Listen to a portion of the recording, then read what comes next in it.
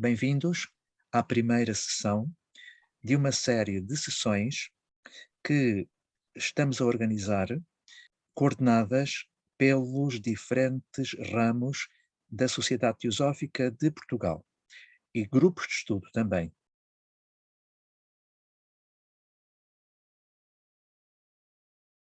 E hoje temos então a presença dos ramos Kutumi e Lótus Branco.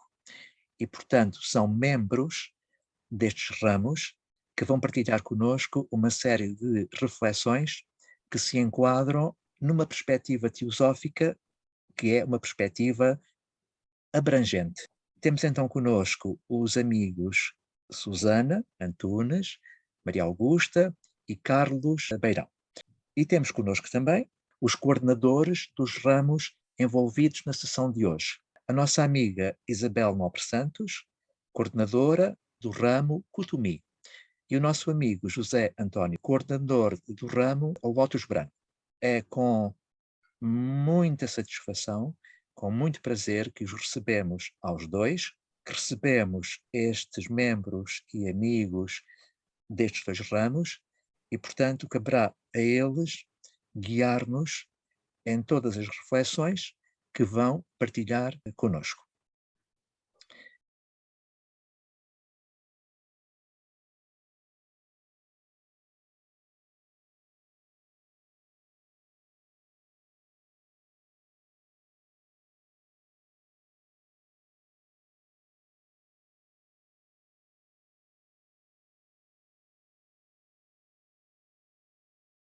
Boa tarde a todos. O meu nome é Carlos Beirão e integro o ramo Kutumi Lótus Branco há cerca de um ano.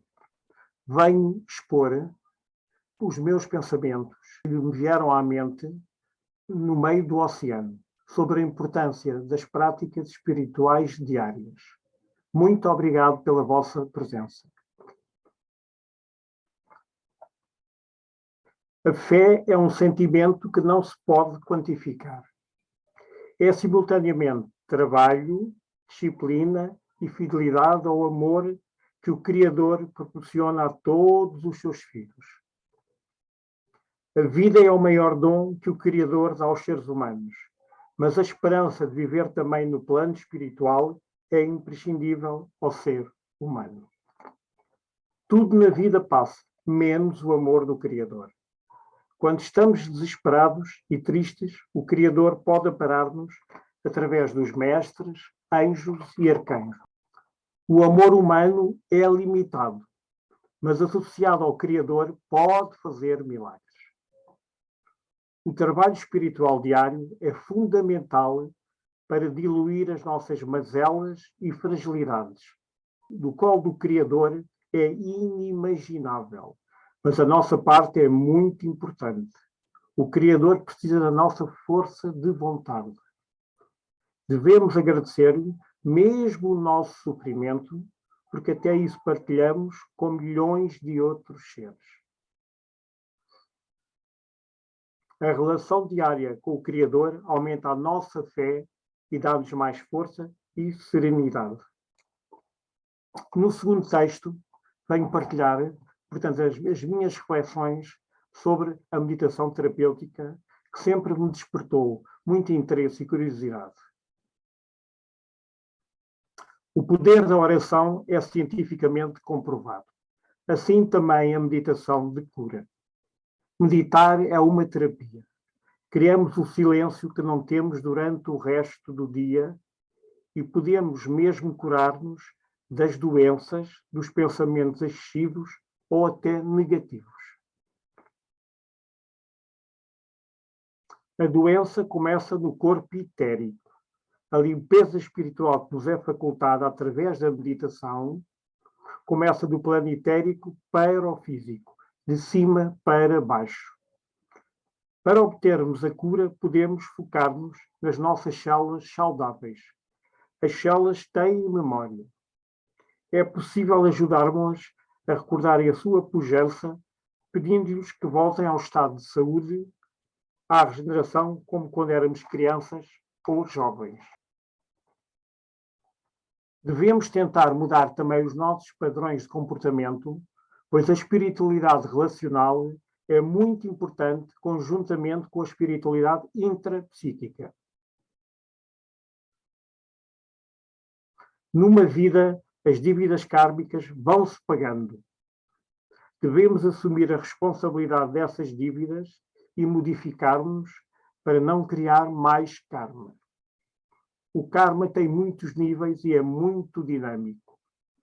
Às vezes, para chamar a atenção para algo que temos de mudar na vida, surge um distúrbio que pode ser uma doença. O karma pode ainda ser ajustado através do cuidado e ajuda que prestamos aos outros, muitas vezes através do voluntariado social. Os próprios senhores do karma podem abrir possibilidades de afastar de nós um determinado karma se evoluirmos e percebermos o que o acontecimento nos queria ensinar.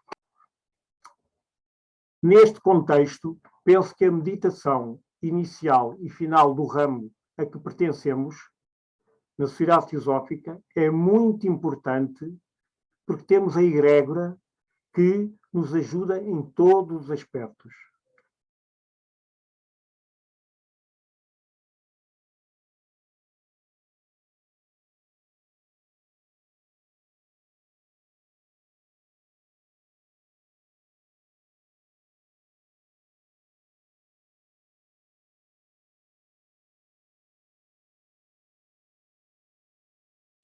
Boa tarde, eu sou Maria Augusta, sou teósofa há sensivelmente 4 anos e vou apresentar o meu trabalho. Muito obrigada.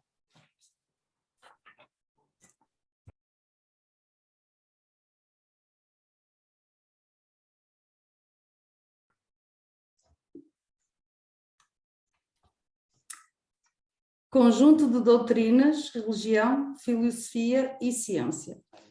União entre o mundo espiritual e o real. Uma egrégora espiritualista que abre portas a todas as religiões. Para que foi fundada a Sociedade Teosófica?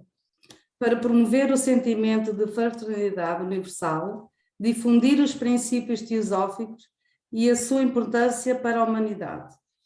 Obter conhecimento de todas as leis da natureza. A sociedade não impõe aos seus membros qualquer crença, mas sim que trabalhem através da sociedade em prol da humanidade. Quem pode ser teósofo? Todo aquele que, perante a adversidade, deseja mudar a sua vida para melhor. Aqueles que procuram despertar para uma vida em transformação e de autoconhecimento. Cabe a cada estudante de teosofia despertar a consciência e elevar o melhor que está dentro de si.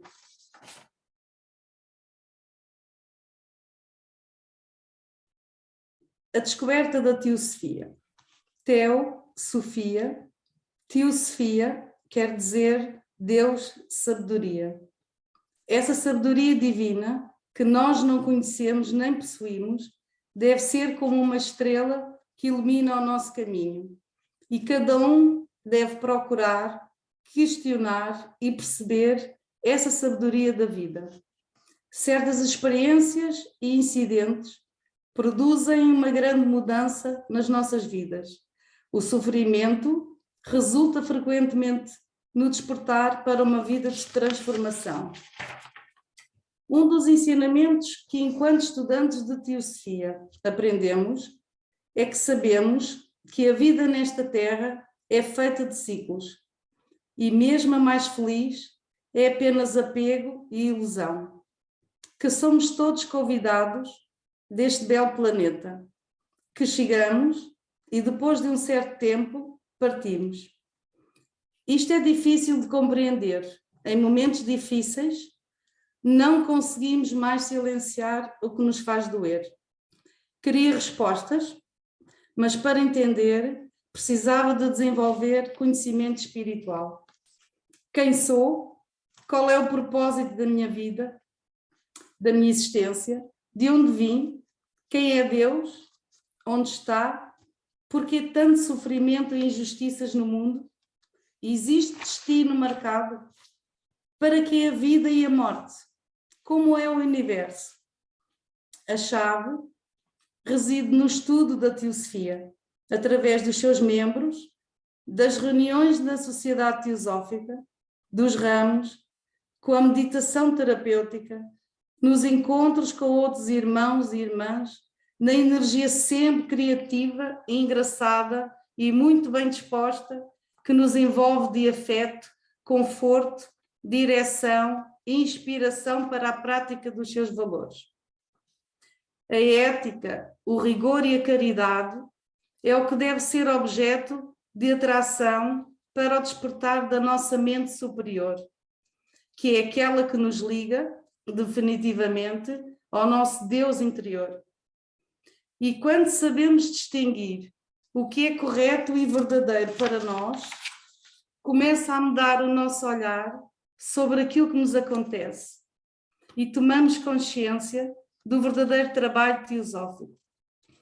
A Sociedade Teosófica surgiu a partir de uma das reuniões que Helena Blavatsky dava em sua casa, à qual poderiam participar todos os interessados em formar um núcleo de fraternidade universal da humanidade.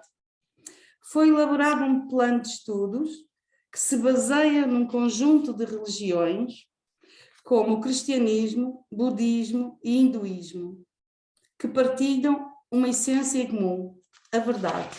Todo este conhecimento publicitará ao estudante esclarecer a sua mente sobre aquilo que deve esforçar-se por obter e decidir, até que ponto pode confiar e dedicar-se para o objetivo do bem da humanidade, independentemente de qualquer raça, cor ou credo, de que todos devemos desenvolver as nossas faculdades internas, obter esse conhecimento e chegar à iluminação para benefício de todos os seres.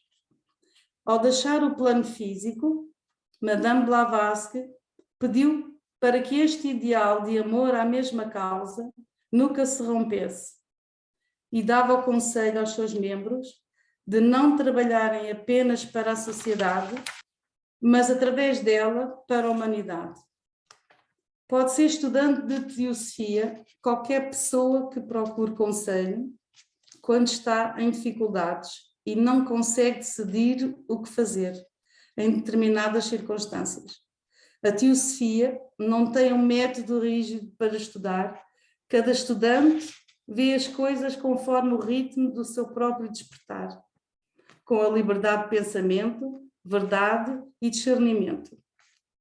Em Voz do Silêncio, de Helena Blavatsky, encontramos esta advertência: prepara-te, pois terás de viajar sozinho. A curiosidade do estudante em estar atento na procura da verdade e no seu autoconhecimento já é o impulso natural para trazer para a consciência o que está presente na alma. Ao estudar teosofia, o estudante apercebe-se da transformação da sua vida para melhor, porque a teosofia ensina-nos a procurar o bem em tudo e a viver com sabedoria, porque o amor é a chave.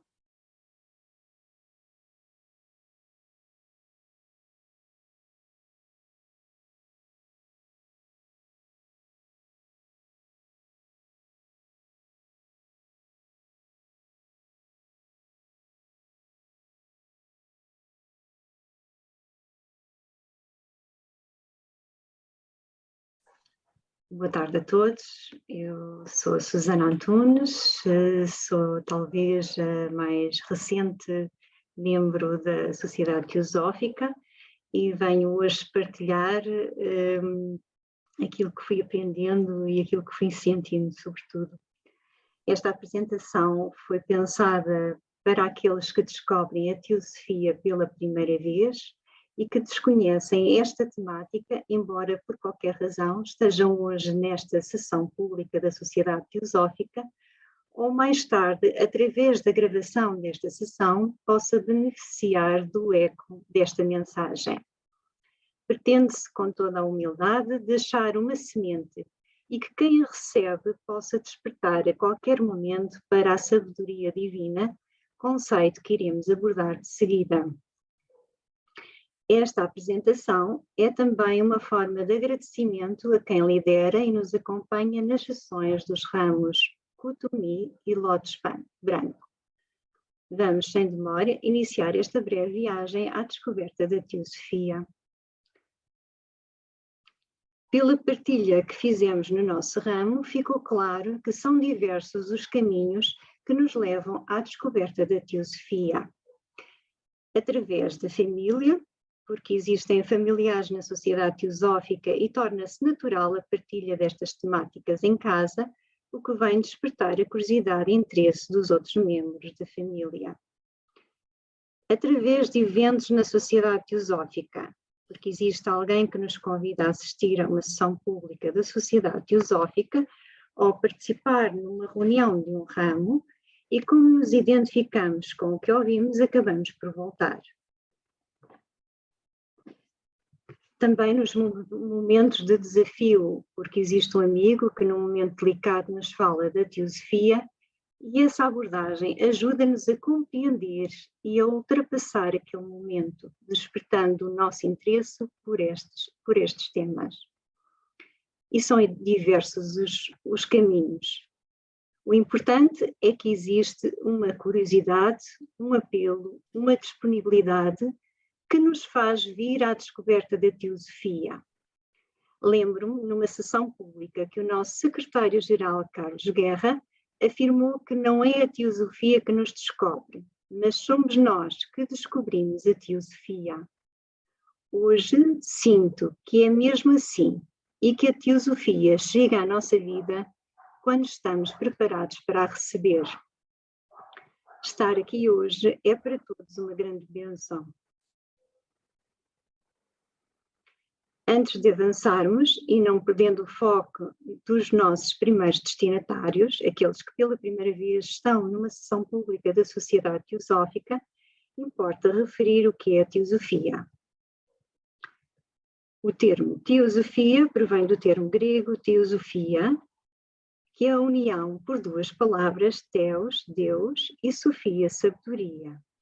Assim, a palavra Teosofia pode ser traduzida como a sabedoria divina.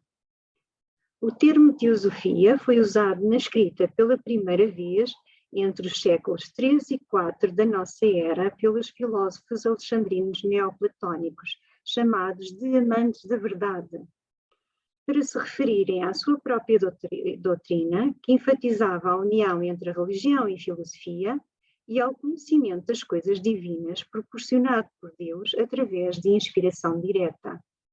Importa realçar o seguinte: a verdade é o significado primeiro da Teosofia, e não é por acaso que está presente no símbolo da sociedade teosófica, onde pode ler-se: não há religião superior à verdade.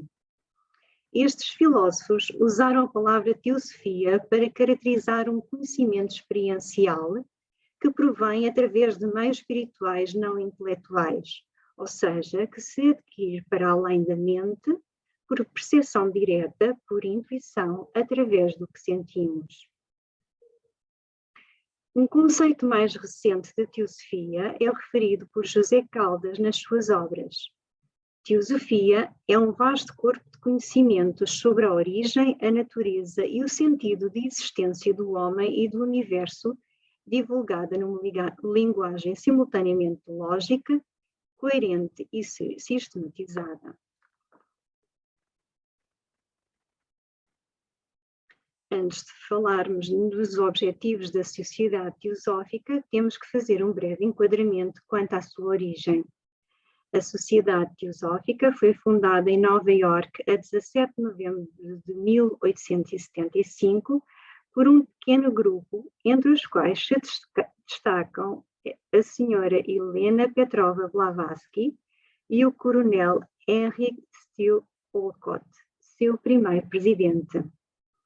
Conforme refere José Caldas, a fundação da Sociedade Teosófica teve como objetivo divulgar ao público ocidental os tesouros da sabedoria antiga, numa linguagem mais atualizada, com uma estrutura mais organizada e com um claro sentido pedagógico. Muito há a dizer sobre a história da Sociedade Teosófica, desde a sua fundação, da obra da sua fundadora Helena Petrova Blavatsky, bem como da obra de Annie Besant, de Charles Leadbeater, entre outros. Contudo, não é o propósito desta apresentação. Penso ser interessante acrescentar mais 2 notas sobre a Sociedade Teosófica. A sede internacional da Sociedade Teosófica, que foi estabelecida legalmente pelos seus fundadores em abril de 1905, no bairro de Adyar, na cidade de Chennai, na Índia, onde permanece até aos dias de hoje. Uma segunda nota: a Sociedade Teosófica existe oficialmente como instituição há mais de 140 anos e conta com membros e sedes em cerca de 100 países em todos os continentes. Os objetivos da Sociedade Teosófica foram evoluindo ao longo dos tempos e atualmente são os seguintes. Primeiro objetivo, formar um núcleo de fraternidade universal da humanidade sem distinção de raça, credo, sexo, casta ou cor. Segundo objetivo, encorajar o estudo comparado das religiões, das filosofias e das ciências. Terceiro objetivo, investigar as leis inexplicadas da natureza e os poderes latentes no homem. De uma forma breve, vamos analisar cada um dos objetivos. Primeiro objetivo, formar um núcleo de fraternidade universal da humanidade sem distinção de raça, credo, sexo, casta ou cor. Este objetivo leva-nos à consciência de que o nosso bem-estar depende do bem-estar dos que nos rodeiam e, por isso, o verdadeiro teósofo tem de trabalhar as corretas relações humanas, aceitando as diferenças dos seus semelhantes. A função dos teósofos é abrir os corações e as mentes dos homens para a caridade, a justiça e a generosidade, atributos naturais do homem. Enfim, tornar-se espontâneo, atributos que por vezes estão esquecidos. Segundo objetivo, encorajar o estudo comparado das religiões, das filosofias e das ciências. O estudo comparado das religiões, das filosofias e das ciências leva-nos à percepção de que, embora sejam áreas distintas, existe uma base comum entre elas e uma aspiração pela verdade. Ou seja, o importante neste objetivo é a procura das semelhanças e não das diferenças.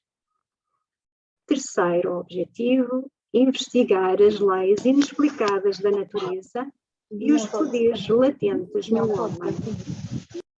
A agitação do dia a dia leva o homem a afastar-se da sua essência, a dispersar, a perder a ligação com o divino e com o universo.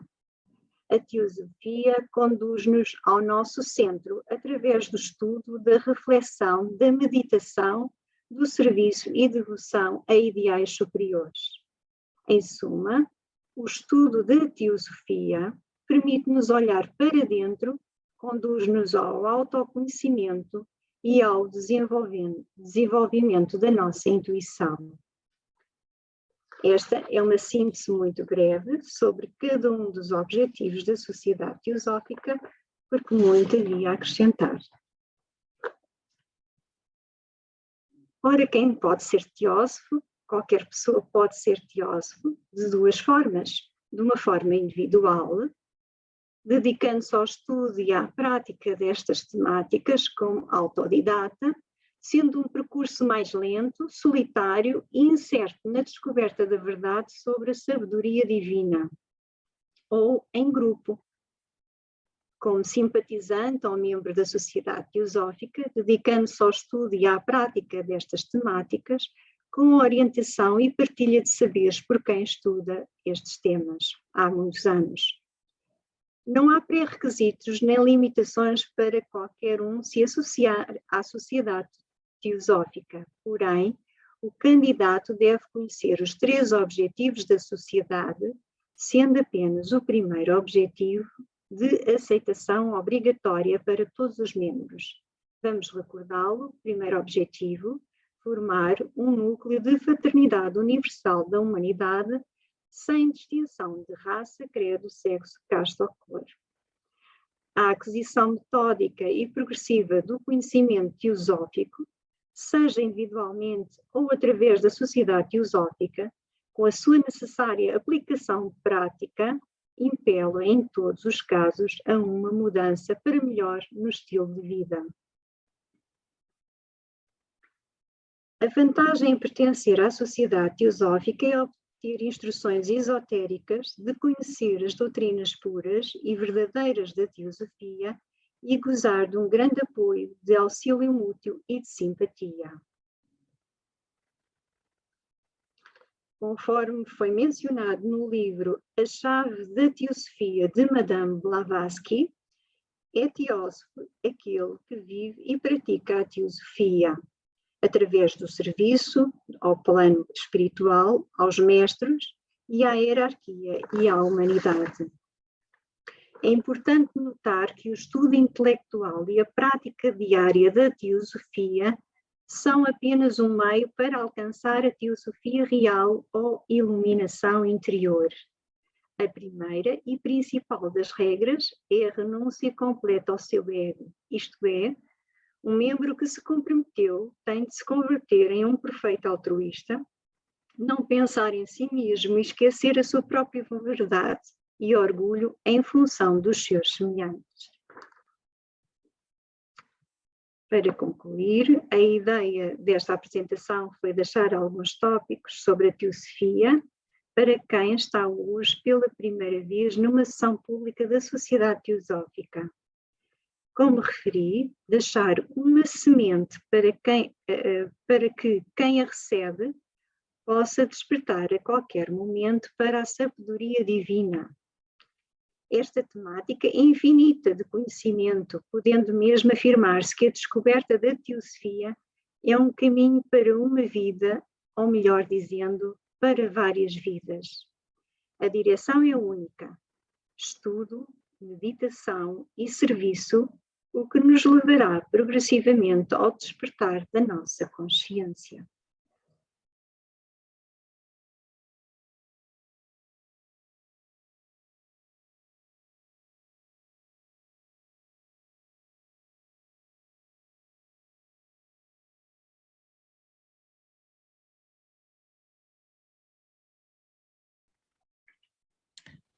Está aberta, então, a segunda parte da sessão, destinada a comentários, perguntas, aquilo que vos aprouver.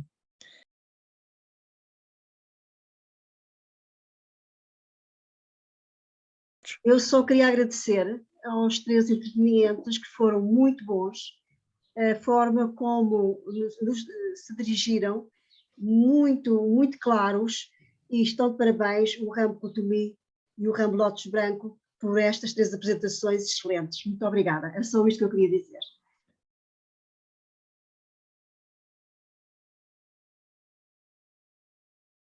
Não tenho propriamente uma pergunta, mas eu retive 3 coisas que vos vou dizer. O Carlos dizia assim: o poder da oração é cientificamente comprovado. Eu não digo mais nada. A Maria Augusta dizia: porque o amor é a chave. E eu também não digo mais nada. E depois a Susana diz: estudo, meditação e serviço.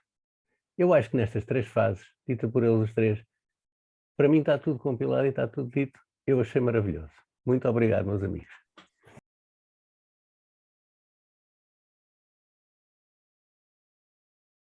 Agradeço as intervenções porque, de facto, em 2 palavras, sintetizaram aquilo que é o essencial da vida humana, ou que deveria ser, que é a fé e, portanto, a confiança no divino e o amor, que deveria e deverá ser sempre o guia-mor em todos os atos do ser humano, que infelizmente nós vemos que não, isso não acontece. Agora só há uma dúvida que eu tenho, é que eu desconhecia que a teosofia tivesse vários ramos. Por isso a minha pergunta é a questão dos ramos na teosofia.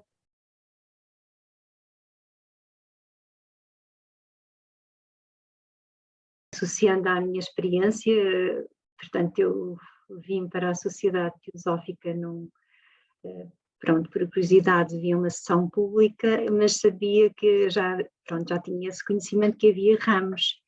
E, no fundo, os ramos é um conjunto de pessoas que se reúnem, no nosso caso, uma vez por semana, e que fala sobre diversos temas teosóficos e desenvolve, e aprofunda, e partilha, e essa reunião pode ser com membros ou pessoas simpatizantes só da teosofia, que queiram espontaneamente associar-se a essa explicação e a essa partilha de saberes. E é muito importante, para mim foi muito importante, porque eu não sabia quase nada, ou mesmo nada de teosofia, e portanto acaba por ser sempre, pelo menos, um fio condutor para procurar os saberes divinos e a questão da teosofia. Há muito conhecimento. E para quem inicia é um bocadinho incerto para que lado é que eu viro, e eu acho que o ramo dá-nos uma orientação, para além da amizade que se cria e do apoio, que acho que é fundamental.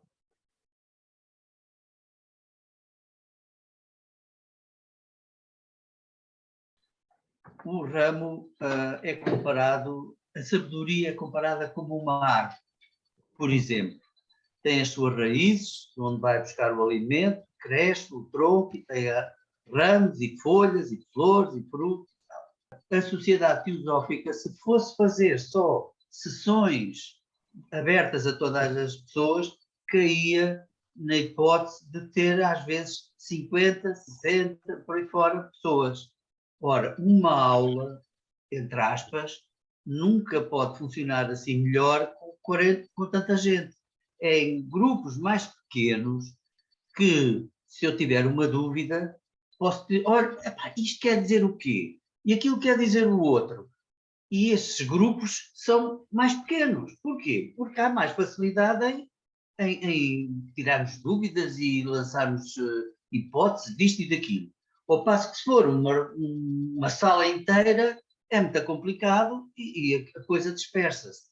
Portanto, este ramo é considerado, da árvore da sabedoria, uma pequena fração para melhor se poder estudar com mais profundidade. É só isto. Não tem outras coisas assim. Sim, mas a base é igual para todos. A base é igual para todos, correto? É igual para todos, naturalmente. Ok. A minha dúvida é essa. Às vezes, imagine, agora que apareceu 30, 20, 10 pessoas que não sabiam nada de teosofia e gostavam de aprender.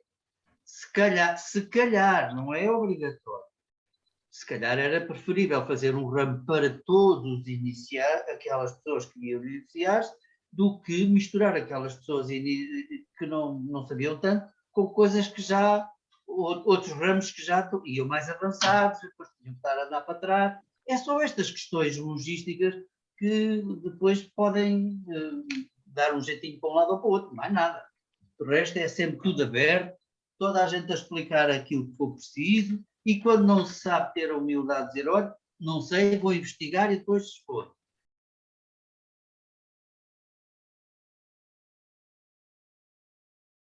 Posso acrescentar aqui uma parte do meu trabalho, em que digo precisamente, e que falo nos encontros com outros irmãos e irmãs, na energia sempre criativa, engraçada e muito bem disposta, que nos envolve de afeto, conforto, direção e inspiração para a prática dos seus valores.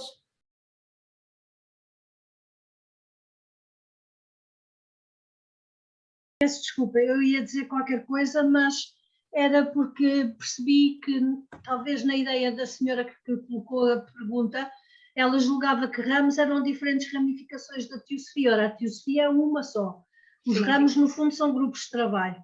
E cada grupo Ok. de trabalho normalmente tem uma nota tónica, que em parte também é dada, não só, por exemplo, porque quem criou o ramo pode ter tido uma ideia ou de estudar, ou de meditar, ou de fazer um determinado percurso, mas sobretudo contribui muito para a aura de cada ramo, para a egrégora, das pessoas que nele participam, porque na realidade nós estamos todos juntos e a energia que se desprende de nós está ao mesmo tempo a interagir uns com os outros. Independentemente da distância física, é como se todos estivéssemos em círculo e a energia que se desprende de nós cria uma determinada egrégora. E cada ramo, se calhar, tem essa nota tónica que vem do trabalho que nele é feito e das pessoas que nele participam.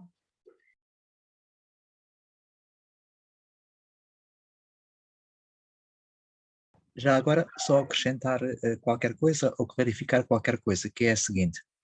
Os ramos, Catarina, não são ramos da teosofia, são ramos da Sociedade Teosófica. A Sociedade Teosófica é uma organização com uma estrutura como qualquer outra organização. E dessa estrutura, além dos órgãos sociais, fazem parte grupos aos quais damos a designação de ramos ou grupos de estudo. E é de facto assim a nível internacional. Já agora acrescentar ainda o seguinte, são grupos fundamentalmente de amigos. E esses amigos podem ser ou não membros da Sociedade Teosófica. Esse grupo é marcado por uma abertura do ponto de vista intelectual, abertura do ponto de vista afetivo, etc.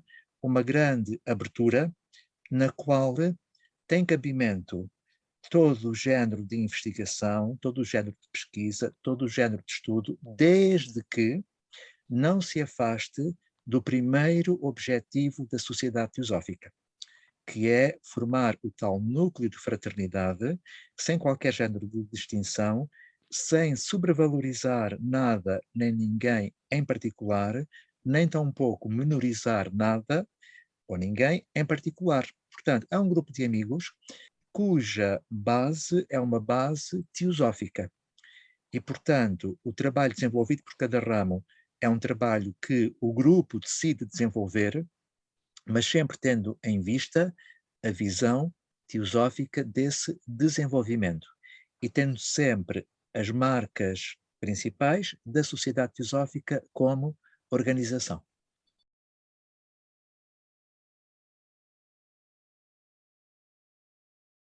Foram maravilhosos no sentido em que não se perderam em palavras, foram essencial. E parece que era o que a nossa alma aspirava a ouvir, era uma sensação de profundidade, pode dizer, o que a minha alma ansiava. Eu gostei imenso de Deus, muito. Eles estavam a falar e parecia que aquelas palavras que eles estavam a dizer era que eu gostava de dizer. Por isso, foi muito bom e até me comoveu. Pronto, um abraço para todos.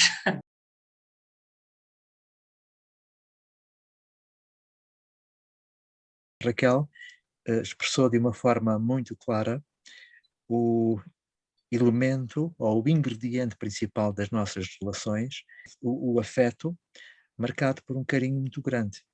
E, portanto, esta humildade, esta simplicidade, esta abertura de termos sempre a possibilidade de aprendermos uns com os outros, independentemente da idade que temos, independentemente da formação que temos, independentemente dos conhecimentos que temos, há sempre esta possibilidade de aprendermos uns com os outros.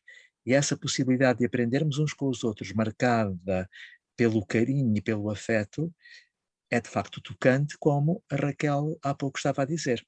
E complementando aquilo que há pouco tinha sido dito a propósito dos ramos à nossa amiga Catarina, é esta procura, Catarina, deste afeto, desta simplicidade, desta humildade que nós fazemos por sentirmos que são ingredientes fundamentais da fraternidade e da prática da fraternidade.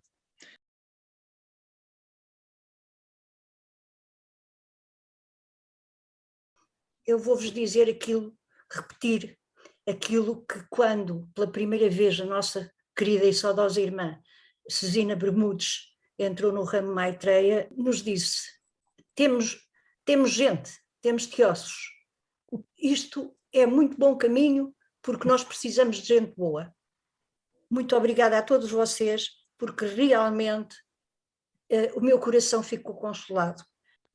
Pode não ser gente de rapaziada nova, mas é gente nova nas suas ideias e na sua maneira de estar e na maneira de conseguir que a teosofia siga sempre como aquilo que deve ser e como foi pedido pela Madame Blavatsky. Muito obrigada a vós todos.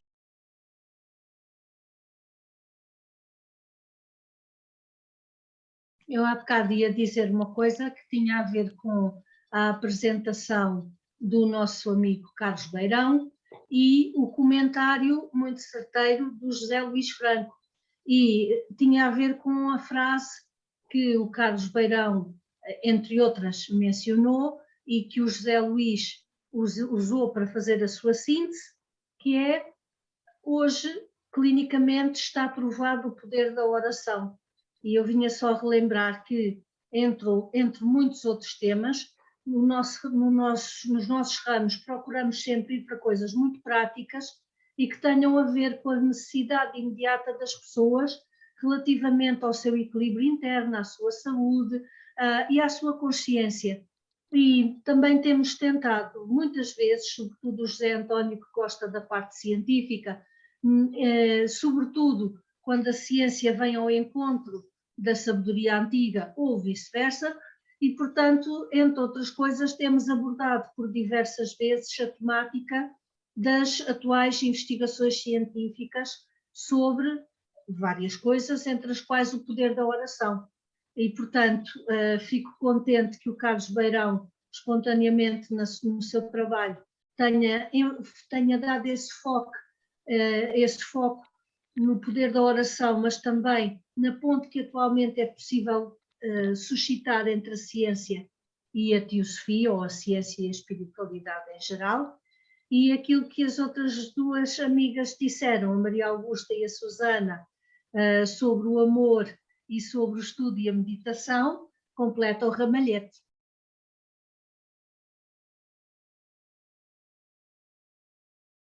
Boa tarde a todos.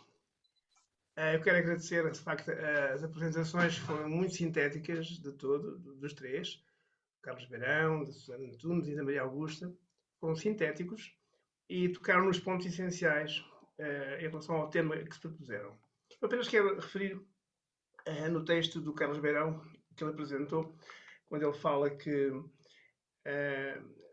da qualidade dos pensamentos é importante, digamos, uma vigilância dessa qualidade de pensamentos, porque isso tem repercussões em termos kármicos. As pessoas estão aqui pela primeira vez, o karma tem a ver com a tal lei da retribuição. Portanto, se nós praticarmos ações positivas, à partida a repercussão é positiva, é simples. E, de facto, o Carlos enfatizou essa parte e eu julgo que é fundamental. E os efeitos de uma atitude positiva começam-se a ver logo de imediato. E eu diria que nós, nos nossos grupos de reflexão, nos ramos, refletimos exatamente nesse sentido de termos cuidado na nossa conduta. E como foi dito e bem, só ver pela Susana Antunes, que o ser teósofo implica não só o domínio do corpo doutrinário, mas também, essencialmente, a prática, o serviço. No dia-a-dia, com a família, com os amigos, no trabalho, no autocarro, em todo o lado. No fundo, a tal vigilância de pensamentos, de qualidade de pensamentos, que tem repercussão na ação. Eu diria que este assunto da ação correta foi tocado pelos três e com ponto comum. Só isso que eu queria agradecer realmente a vossa intervenção Foi muito bom. Obrigado.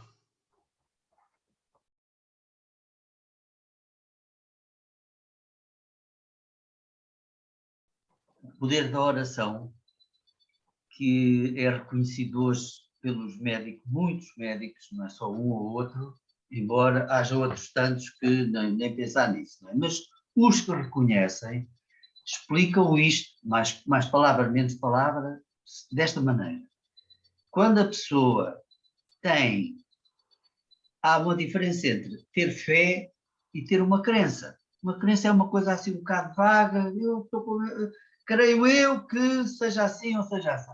Mas a fé é aquela manifestação de vontade de acreditar que algo se vai concretizar, ou que vai ocorrer, ou que está a ocorrer, ou qualquer coisa. E esta vontade, esta concentração, gera determinadas sinapses no cérebro que inundam o organismo com as secreções adequadas ao estado em que está a ser feita essa intenção.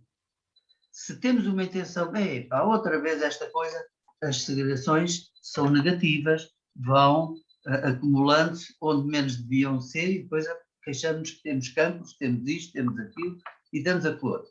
Se são positivas, se são entusiasmantes, essas segregações são diferentes e vão entusiasmar-nos e curar-nos e modificar a nossa vida. É o conjunto destas segregações todas, é o conjunto destas vibrações que se chama, a que nós chamamos egrégoras, e que em Portugal existem muitas vezes medidas os efeitos de Fátima, porque é a quantidade de pessoas que estão ali com fé, com entusiasmo, com isto, com aquilo, independentemente se são católicos ou são outra coisa qualquer, estão ali por alguma coisa, por terem fé, e processam muitas vezes a tal egrégora quando se chega ao santuário de Fátima e diz, isto parece que é diferente. Ou então produzem um milagre, aquilo que normalmente se chama um milagre, que é ter fé nisto, curar-se de qualquer coisa, ver surgir uma coisa que ambicionava muito e que é benéfica, por aí fora.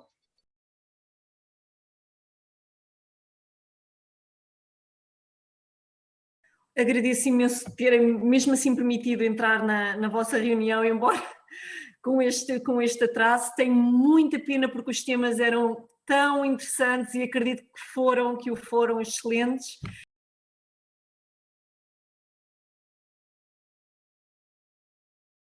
Para esta senhora que acabou de entrar, Susana Paula, seja muito bem-vinda. O que nós assistimos aqui hoje foi a apresentação de 3 elementos de 2 ramos da Sociedade Teosófica de Portugal, o ramo Kuthumi e Lótus Branco, o nosso amigo Carlos Beirão, a amiga Maria Augusta e a amiga Susana Antunes. Cada um deles deu a sua visão do que têm vivido no ramo durante os últimos meses, os últimos anos. Alguns têm um pouco mais de experiência, outros nem tanto, mas nós retiramos das palavras do Carlos Beirão, que nos fez uma amostragem sobre a sua vivência espiritual e a forma como vive a teosofia, e a determinado ponto ele falou-nos sobre a meditação terapêutica, o amor humano que é limitado, mas associado ao Criador se torna ilimitado, e falou-nos essencialmente o poder da oração e a sua comprovada realidade à luz da ciência hoje em dia. A Maria Augusta, na sua forma muito própria, expressou-nos toda uma abordagem à teosofia muito linear, e eu dela retiro só uma frase, porque esta frase diz tudo, que dizia que o amor é a chave, e realmente em tudo o amor é a chave, e penso que na teosofia é essencialmente essa a chave que todos procuramos. Depois a Susana Antunes fez uma abordagem mais escalpelizada, digamos assim, peço desculpa por utilizar esta palavra, da teosofia, da forma como se chega a ela, das diversas formas como se pode chegar a ela, das diversas formas como ela também pode ser vista, mas terminou também muito simplesmente nas 3 vertentes essenciais para a teosofia e para qualquer espiritualista, na realidade. O estudo, que nos leva a avançar e a perceber as coisas como elas são ou não são, a irmos buscar a nossa própria clarividência para estudar e para avançarmos. A meditação, que nos sintetiza e nos equilibra nestas coisas todas e que nos equilibra na realidade, na verdade. E o serviço, porque se fizermos tudo, mas não aplicarmos na realidade, se calhar não estaremos a fazer nada. Resumidamente foi isto que aconteceu. Estes 3 amigos fizeram uma viagem pelos caminhos da teosofia, pelos simples caminhos da teosofia. Espero que tenha sido esclarecedor.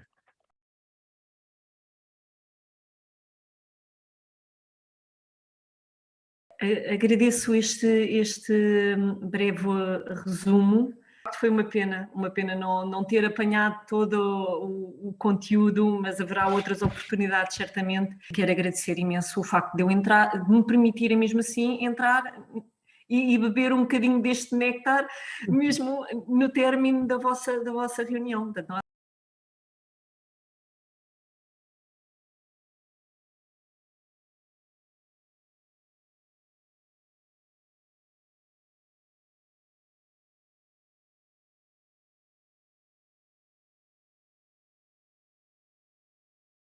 Muito obrigado final a todos os que participaram de uma forma mais direta, a todos os que participaram estando presentes e, neste agradecimento, um abraço final pleno de afeto.